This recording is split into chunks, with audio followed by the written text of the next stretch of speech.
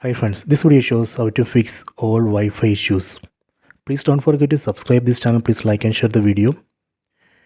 First go to settings. Tap on the settings up icon. Go down. Select general management. Go down. Select reset. Go down. Then select reset Wi-Fi and Bluetooth settings. Here you can see a reset settings button. Tap on that. See the message Wi-Fi and Bluetooth settings reset. Please note that this reset operation will not delete any data from your phone.